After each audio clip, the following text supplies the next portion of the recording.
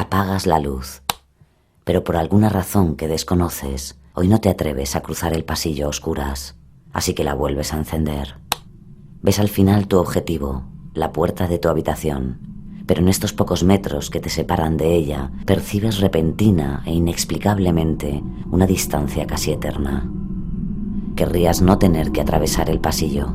Hasta la propia palabra, pasillo, te pesa como una bolsa llena de piedras. Querrías estar ya allí, al otro lado de la puerta de tu habitación. Teletransportarte quizás, aunque sean esos pocos metros, para no tener que pasar por el calvario en el que, sin venir a cuento, se ha convertido el pasillo de tu propia casa. Piensas, basta de chorradas, apago la luz y voy hasta mi habitación. Tu mano se desliza por el interruptor con la sensación de vivir una despedida y con un gesto rápido apagas de nuevo la luz y esperas unos segundos sin moverte. Cuando tus ojos se acostumbran a la oscuridad, te das cuenta de que, sin haber dado un paso, sin haber movido un músculo, estás en tu habitación. O sea, ha ocurrido. Tu sueño se ha hecho realidad. Y sin embargo, qué extraño. Tú lo sientes como una pesadilla.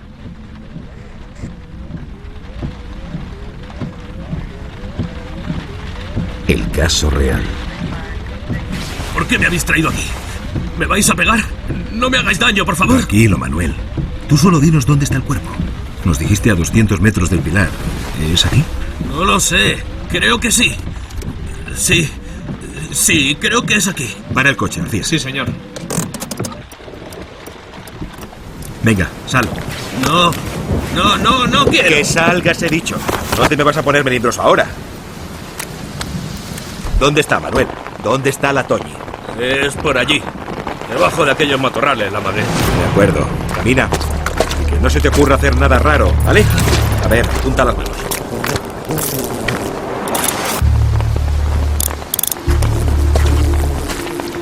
Joder. No sé si voy a poder aguantar esta peste. Más vale que la Toñi esté aquí, Manuel. Es aquí, señor Ortega, es aquí. Juro por mi vida. Señor. La he visitado cada noche. ¡Está aquí! Dios. Joder. ¿Cuánto lleva muerta? Unos días. Hace ya al menos 3 días que me la cargué. Agente, avise a la central. Envíen al forense. Mujer de unos 40 en estado de descomposición. Sí, señor. El cuerpo presenta signos de violencia. Cuello presionado con una media. Madre mía, qué asco. Manuel, ¿pero cómo has podido venir aquí a acostarte con una muerta? Así es mejor, señor Ortega. Una muerta no habla.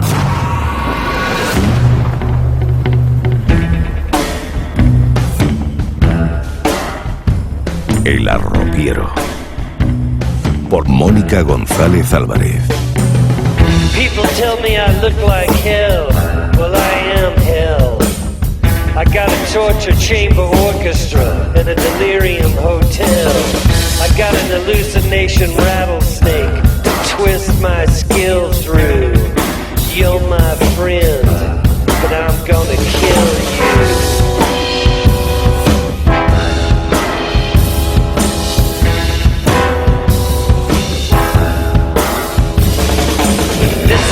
Story which is based on a true story which is based on a lie. Don't jack with me, Sahib. I'm history. Crueldad. Así podríamos resumir esta última frase del que es considerado como el mayor asesino en serie de España. De aquella forma tan despectiva, aquel hombre de habla un tanto particular se refería a la que había sido su novia, la Toñi, como él la llamaba. Ella era una de sus últimas víctimas, de las 48 confesas. Pero vamos a situarnos. Corría el año 1971 y la policía, acompañada del asesino, había encontrado el cadáver de la mujer ya en descomposición en un descampado gaditano. El día de autos llevó a Antonia en moto hasta dicha ubicación para mantener relaciones sexuales con ella. En un momento dado, sintió el impulso irrefrenable de matarla. Así que mientras le hacía el amor, la estranguló con sus propias medias. Tras su muerte, Manuel volvió al lugar de los hechos para practicar necrofilia con ella. En Sevilla le llamaban el arropiero, por eso de que su padre vendía arrope, un típico dulce de higos. aunque su nombre real es Manuel Delgado Villegas, un brutal criminal que puso en jaque a la justicia española allá por la década de los años 60 y 70, y cuya vida pudimos verla en la gran pantalla gracias al documental El arropiero, el vagabundo de la muerte, del director Carlos Balaguer. En primer lugar, El arropiero, el vagabundo de la muerte es un documental. Entonces, para recrear lo que había sido la andadura criminal de Manuel Delgado Villegas, el arropiero, pues recurrimos al testimonio de dos policías que lo conocieron muy bien, Salvador Ortega y Manuel Alcalá, que son los policías que lo habían detenido en Puerto de Santa María, cuando en 1971 se ligó una causa-efecto a un crimen que ya había cometido en una novia que al parecer tenía en Puerto de Santa María. A partir de aquí, nosotros reconstruimos el itinerario junto con los dos policías y reconstruimos los crímenes que hizo en España. Ya sabes que se dice que él cometió 48 crímenes, después quedaron en 21, y finalmente se pudieron demostrar 7, que son los que la película o el documental reconstruye con la ayuda de los dos policías. Entonces viajamos por toda España, por los lugares donde se habían cometido estos, prácticamente fue desde el puerto de Santa María, Cataluña, pasando por Ibiza, y entonces a partir de este testimonio se construyó esta especie de road movie, que es una parte importante de lo que fue la vida del arropiero. Manuel nació en la capital hispalense el 25 de enero de 1943. Era huérfano de madre, murió mientras le daba luz. Y además el joven tuvo una infancia muy difícil. Primero porque España pasaba penurias por la posguerra. Y segundo porque tras el fallecimiento de su madre, su padre le abandonó junto a su hermana Joaquina para volver a casarse. Fue la abuela de los pequeños quien se encargó de su cuidado. Sin embargo, otros parientes también intervinieron en su crianza, algo que literalmente le heló el corazón. ¿El motivo? Bueno, pues fue víctima de continuos abusos físicos, golpes, palizas, lo que acabó agriando su carácter y convirtiéndolo en un ser agresivo e introvertido. El arropiero fue a la escuela, aunque jamás aprendió a leer ni escribir. Tampoco le ayudó su tartamudeo continuo, que le impedía comunicarse con fluidez, y menos aún la dislexia que padecía. Por ello, Manuel decidió ingresar voluntariamente en la Legión. Acababa de cumplir 18 años. Allí aprendió uno de sus golpes mortales, por el que se hizo, digamos que famoso, y que la policía denominó el golpe del legionario. Este consistía en propinar un fuerte impacto con la mano abierta en el cuello de su víctima. El arropiero había hallado su seña de identidad para sus asesinatos. Pero no duró mucho en el ejército. De hecho, hay dos versiones al respecto. Una afirma que Manuel comenzó a consumir marihuana, que después estuvo en proceso de desintoxicación y que debido a esto comenzó a padecer ataques epilépticos. Por todo ello fue declarado no apto para el servicio militar. Pero también hay una segunda versión que cuenta que fue el propio arropiero quien desertó de la Legión. Bueno, digamos que tras su salida del ejército, lo que sí es cierto es que Manuel inició un periplo por España, Francia e Italia. Se dedicó a mendigar, a pedir limosna. Incluso llegó a rodearse de prostitutas y a ejercer como chapero en Barcelona. En aquel ambiente tenía éxito y se lo debía a un problema sexual denominado anaspermatismo, es decir, a la ausencia de eyaculación. Este defecto, por llamarlo de alguna manera, le llevó a practicar sexo de forma continua sin alcanzar el orgasmo, algo muy valorado dentro de ese mundillo. Y aunque fue detenido en varias ocasiones por la famosa ley de vagos y maleantes, jamás fue a la cárcel, sino a centros psiquiátricos, ya que escenificaba una serie de convulsiones. Precisamente fue la tremenda personalidad de este individuo lo que más llamó la atención del productor y guionista Carlos Balaguer para acabar rodando el documental sobre su historia. Él mataba gente que se iba encontrando aleatoriamente. Cuando digo aleatoriamente es desde un cocinero que estaba tomando el sol en Garraf, a esta turista que él siguió en Ibiza, que iba con un americano y lo siguió a una especie de cabaña que tenían, etcétera, y después el de este señor de la burguesía que fue por unas relaciones, parece, homosexuales y por el precio de la prestación.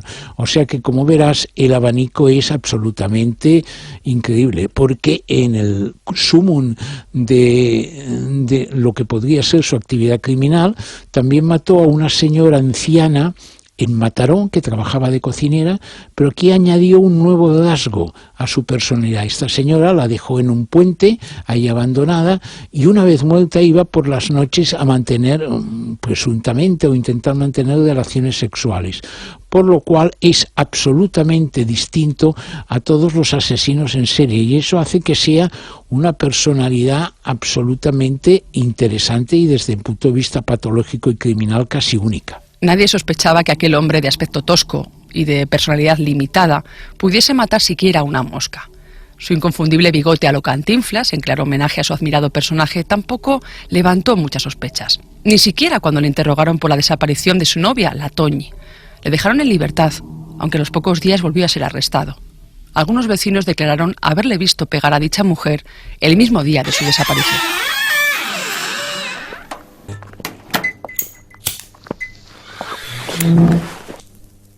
Manuel, ¿sabes por qué estás aquí? Señor, no tengo ni idea. Todo lo que sé ya se lo expliqué el otro día. Creemos que has tenido algo que ver con la desaparición de Tony, la que dicen que era tu novia. Hay vecinos que te vieron pegarla en medio de... Eso es mentira. Mentira, mentira. Cálmate, Manuel. Estamos aquí para ayudarte. Siéntate, por favor. No hay nada de lo que preocuparse, ¿verdad? Estate tranquilo. Tu testimonio es muy importante. Da igual lo que sea. Quiero irme de aquí ya. Lo siento, no te podemos dejar marchar. Necesitamos tu ayuda para saber qué pasó. Ortega y su equipo sabían que el arropiero acabaría cantando, pero no fue nada fácil. Había que ganarse su confianza. Manuel no soportaba sentirse tonto. ¿Os pensáis que soy idiota? ¡Me queréis encerrar! Durante días trabajaron con técnicas psicológicas usadas para interrogar asesinos en serie. Quisieron tender un cordón umbilical para ganarse su confianza. Habla, Manuel. Somos los únicos que te podemos librar de ir al talego. Deja que te ayudemos. ¡Que no la he matado yo, joder! ¡Cago en Dios! Jamás se le tocó un pelo. Los interrogadores sabían que en el caso de Manuel, la violencia no hubiera valido de nada. A él había que abordarle desde otro flanco. Su autoestima, su narcisismo tan propio de asesino en serie y tan propio de él. Con Manuel, el único modo era apretar la tecla correcta, alimentar su ego, hacer que se sintiera importante. ¿Sabes, Manuel? Me está gustando mucho hablar contigo. Solo alguien muy listo ha podido esconder el cadáver de la Toñi de esa manera. Y fue tocar esa tecla... Ah, sí. ¿Les parece listo el asesino de Toñi? Y que Manuel empezara a entonar su macabra melodía de muerte. Quizá tenga razón. Quizá sepa dónde está la Toñi. Señor Ortega, si quiere, le puedo explicar más. Mucho más. Y Manuel Delgado, para sorpresa del cuerpo de policía, empezó a presumir de sus últimos 8 años de vida. Casi una década en la que había matado, según sus propias palabras, a más de 48 personas. En los siguientes 2 años y medio, el inspector Ortega y Manuel Delgado se convirtieron en los más raros compañeros de viaje. Peinaron toda la geografía nacional recogiendo las piezas de este macabro puzzle. Fue en ese momento cuando Manuel Delgado se convirtió en el arropiero, uno de los asesinos más sangrientos de la historia de España. Para Salvador Ortega, criminólogo e inspector de policía que consiguió atrapar a Manuel Delgado Villegas, no le fue fácil forjar, digamos que una amistad con este asesino. Era una amistad interesada, como llegó a reconocer en alguna ocasión. Se hacía necesario establecer esos lazos para esclarecer los crímenes. Aquella aventura para descubrir los cadáveres de las víctimas del arropiero hizo que Ortega conociese a todo un especialista en matar, a un verdadero psicópata. Sin embargo, es curioso cómo el propio Manuel manejaba la situación ante preguntas incómodas sobre sus terribles fechorías. Recuerdo que Televisión Española hizo un documental sobre su persona cuando ya había sido detenido y llevado a un centro psiquiátrico. En él se puede ver al asesino charlando con una periodista a la que reconoce que cuando mata mujeres no le gusta, que prefiere a los hombres para estos casos. Escuchémosle. La primera que mata a una mujer, pues no me gusta. La mujer te pare, te mantiene, te enseña, la educación es una cultura, y el hombre que te va a enseñar. La detención del arropiero fue prácticamente accidental. La Brigada Criminal del Puerto de Santa María, en la que trabajaba Salvador Ortega, estaba investigando el caso de una desaparición, la del joven Francisco Marín. Tras varios días desaparecido, la policía encontró su cadáver en el Guadalete. Llegó el momento de la autopsia y el forense concluyó que había muerto por asfixia, pero Ortega no se lo creyó. Gracias a esa apreciación, el supuesto forense acabó admitiendo que no había muerto por asfixia y que en realidad trabajaba como médico de guardia en la Marina. Su nariz policial acababa de abrir una brecha. Buscaban a un asesino y lo encontraron por un desliz. Qué curioso. Matar a su propia novia, Antonia Rodríguez. Le detuvieron el 18 de enero de 1971 en el puerto de Santa María. De primeras, el arropiero negó los hechos, hasta que Ortega jugó con su psicología, consiguiendo que confesara no solamente el crimen de la Toñi, sino hasta 43 más. El propio Salvador Ortega nos explica cómo derivaron la mente de este serial killer español. Una de las preguntas básicas que se le hacen es ¿dónde estuviste el domingo? El domingo fue el día que desaparece la Toñi. Y él dice que no, ya hacía tiempo que ya había peleado con la Toñi y que él estuvo en el cine. Y el gesto que hace precisamente, ese lenguaje no verbal que se presenta en esta ocasión, hace que empecemos a sospechar. Yo fui el primero en sospechar, que es meterse la mano en el bolsillo y sacar el resto de la entrada cortada del cine. Empezamos a trabajar esos tres temas y nos llevamos interrogándolo hasta cerca de la 1 de la mañana. Y nos hace de una epilepsia, nos hace una simulación perfecta. Mi obligación era llamar entonces al juez y decirle tenemos esto aquí y hace falta que nos venga el forense. Y ahí tenemos otro gran problema. Y el problema está en que se quería ingresar en el psiquiátrico de Cádiz. Entonces, el psiquiátrico de Cádiz se hubiera escapado como había hecho con anterioridad. Yo le dije, vale, de acuerdo, si vamos a ingresarlo, que yo no estoy partidario de eso, lo que sí vamos a hacer es ponerle allí un policía armada. Y entonces después me dijo, no, mejor, lo pones a mi disposición aquí, en los calabozos de la policía municipal. Autoriza al juez entonces que lo ponga a su disposición cuando se acaben los 72 horas que yo puedo tener y que esté continuamente en contacto con él. Le da el ataque, se ve acosado, ya se ve que no tiene salida, intentamos ponernos en su capacidad mental, inclinarnos más hacia una posible amistad o enfermedad. Chico, tú no estás mal, tú no estás bien, tú tienes una enfermedad. Por ese camino fue donde lo pudimos ir llevando para que él se diera cuenta de que lo que tenía lo tenía que desembolsar. De hecho, pues nos confiesa 44 crímenes y 4 más luego después cuando está en el psiquiátrico penitenciario de Carabanchel, que le confiesa 4 más a su abogado. En total 48 crímenes. El arropiero era un chaval cuando comenzó su carrera criminal. Tan solo contaba con 20 años. Hasta 1964, de lo único que podían acusarle era de ejercer como proxeneta y de chapero. Pero el 2 de enero de ese mismo año, a Manuel se le cruzaron literalmente los cables. Se encontraba en la playa de Llorac, en el Garraf, Barcelona, cuando golpeó con una enorme piedra a un desconocido que dormía.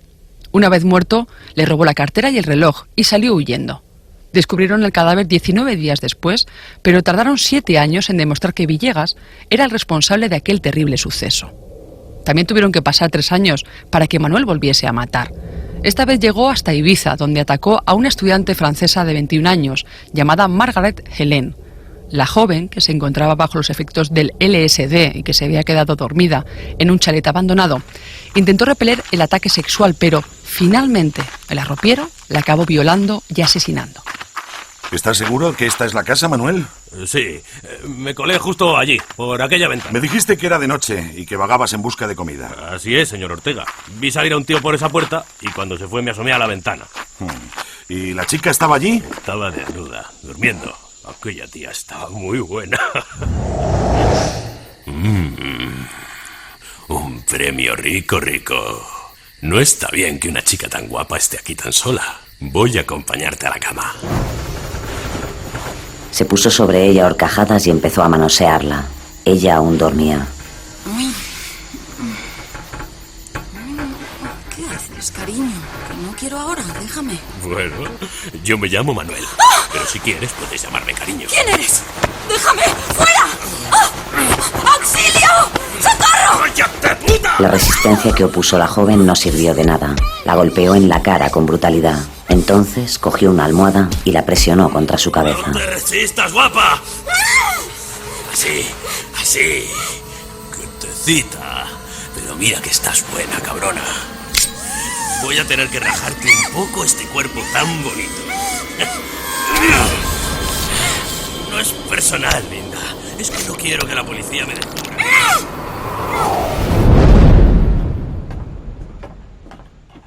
¿La violaste? Sí, después de matarla. Pero no me corrí. Nunca me puedo correr. Siempre lo intento, pero nunca lo consigo. De acuerdo, Manuel. Es suficiente. ¿Sabes que por tu culpa su novio pasó 2 años a la sombra? A mí todo eso me da igual. Volvamos al coche. Aquí ya no hacemos nada.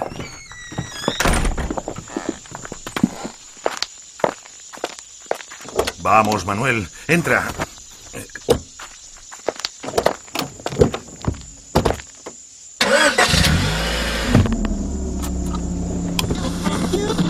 dónde vamos, señor Ortega? Cállate, déjame oír las Se noticias. encuentra uno de los enviados especiales de la cadena SER. ¿Cuál es la situación? Cae el asesino más sanguinario de México. La policía lo ha detenido esta mañana en su domicilio, lugar en el que tenía enterrados a más de 80 cadáveres. Hay que joderse.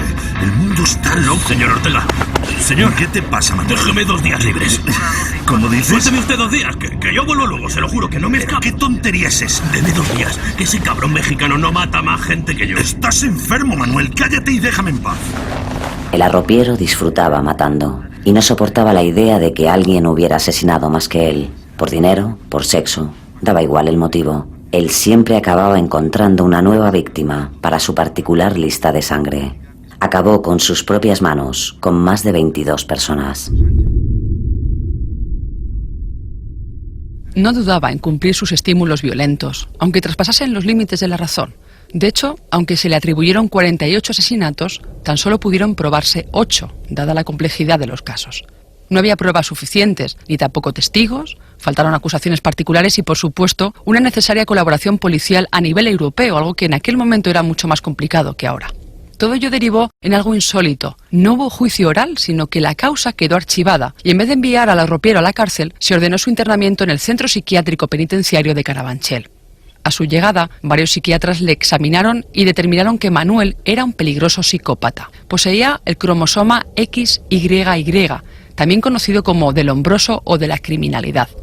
Dicha alteración genética proveía a este asesino de una grave falta de conciencia, sin empatía alguna y, por supuesto, sin ningún tipo de culpabilidad al respecto. Por esa razón, los especialistas pidieron que no le dejasen en libertad, dado que para él no existía el arrepentimiento. Incluso llegaron a describir que las historias que contó en su momento al inspector de policía, Salvador Ortega, sobre sus crímenes, eran producto de su imaginación, es decir, que fabulaba. El propio Ortega nos da su opinión sobre los informes psiquiátricos. El que dijera a la gente o alguien podía decir que fabulaba, pues la verdad es que era lo más normal. O sea, que allí había gente que tenía miedo, incluso muy cercanos, que decían, como nos estemos equivocando y nos está engañando, tal. Por eso yo determiné que todo aquello que viéramos, que analizáramos, que investigáramos, dejaran un momento dado de coincidir y que no se pudiera poner en pie por otras circunstancias, que fueran de verdad probatorias positivas, no nos serviría nada más que para introducirlo como relato del arropiero. Un deficiente mental que rayaba en la oligofrenia. De este modo, se catalogaba médicamente a Manuel Delgado, al que señalaban como un discapacitado intelectual grave, cuya causa venía por el desarrollo atípico de la inteligencia a muy corta edad. Sin embargo, aquel inspector Salvador Ortega discrepa con el criterio médico, dando razones de peso. Yo estuve con el arropiero tratando con él aproximadamente unos 3 años, reproduciendo crímenes e investigando en Francia, aquí.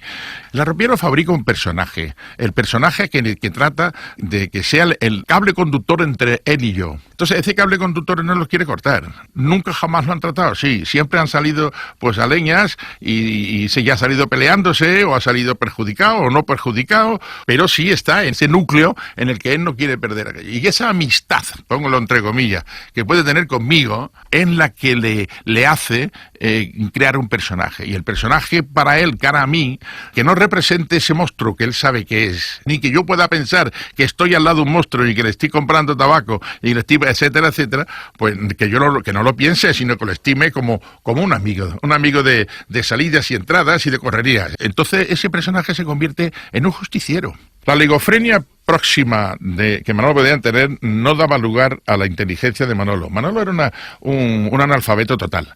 Pero Manolo tiene, en el transcurso de su vida delictiva, Manolo tiene una cantidad de situaciones en que las libra perfectamente y las libra con una inteligencia adecuada. Los viajes en la vida del arropiero fueron un continuo, así como los asesinatos.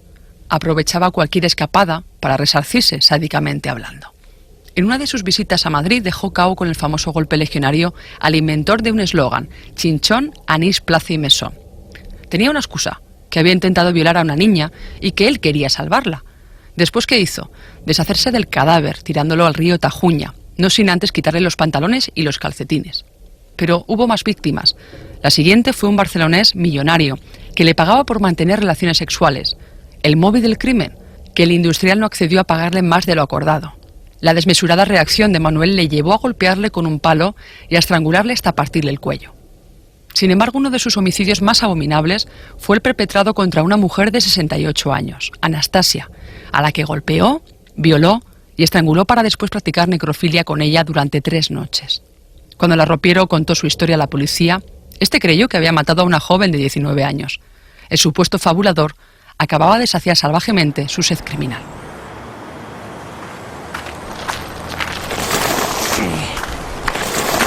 Esto pesa mucho, Ortega. No lo podemos dejar en el coche. No, no lo podemos dejar. Sigue arrastrando la maleta. Vamos, camina. ¿Qué es lo que me está haciendo llevar, si se puede saber? Son los dosieres de todas las personas que te has cargado. ¿Para qué pesan todas esas vidas, eh?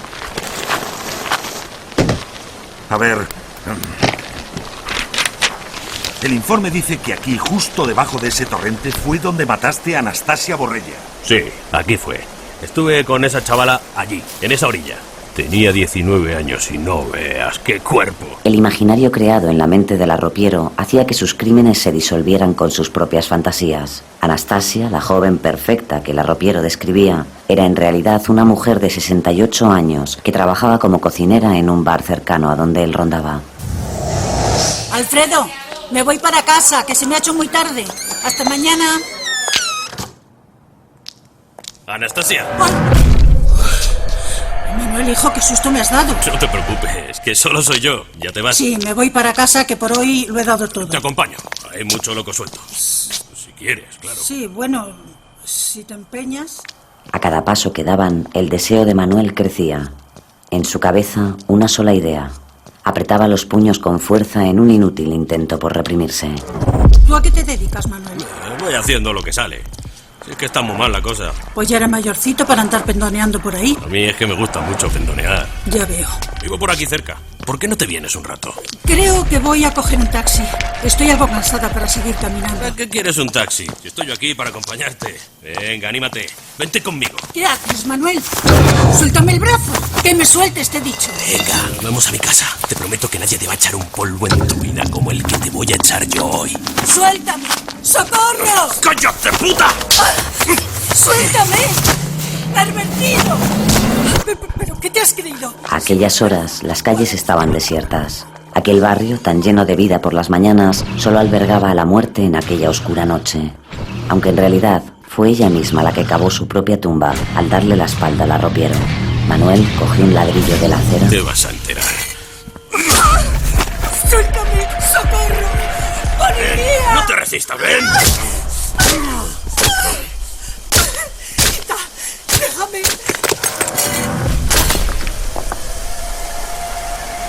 La golpeó una y otra vez en la cabeza con el ladrillo. Arrastró el cuerpo hasta el borde del puente y lo lanzó al vacío. Aún le quedó sangre fría para bajar hasta el torrente a esconder el cadáver. ¿Cómo pesas, bruja?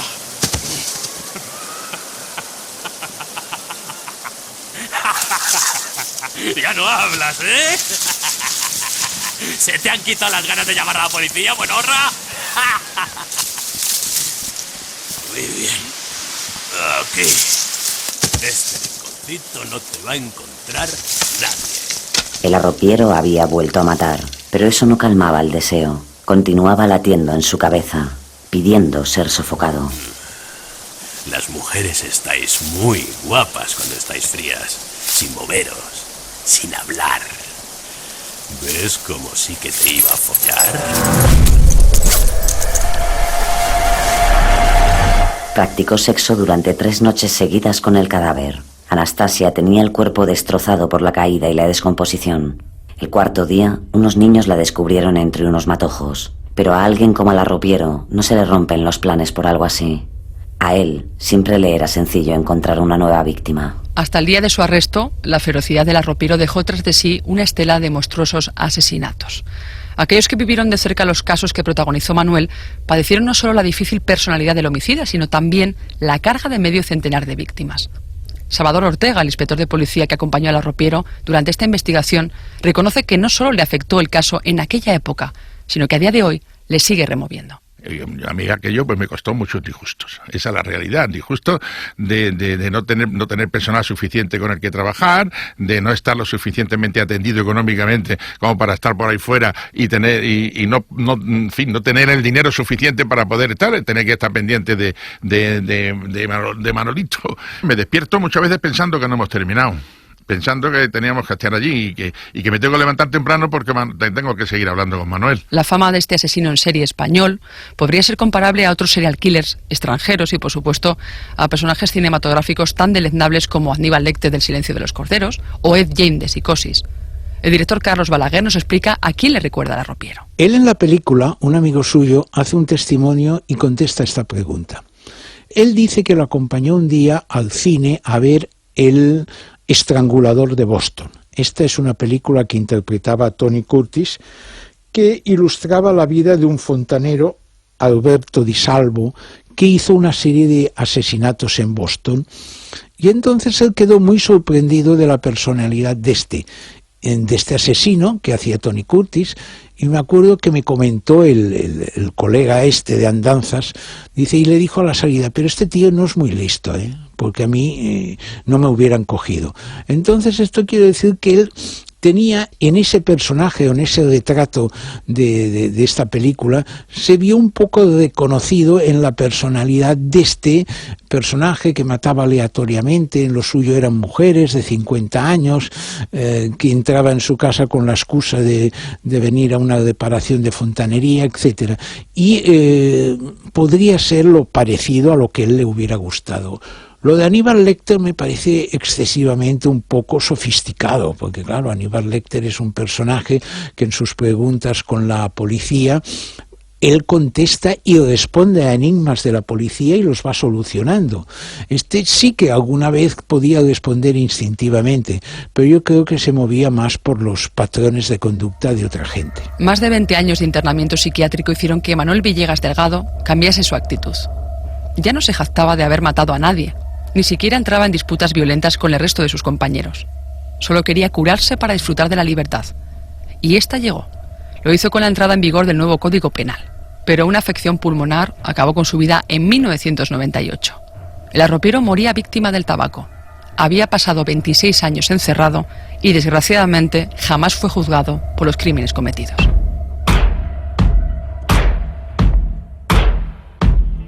Pese a haber reconocido 22 asesinatos y la policía probar 8 de ellos, la Audiencia Nacional declaró al arropiero falto de responsabilidad y fue internado en el Centro Penitenciario Psiquiátrico de Foncalén.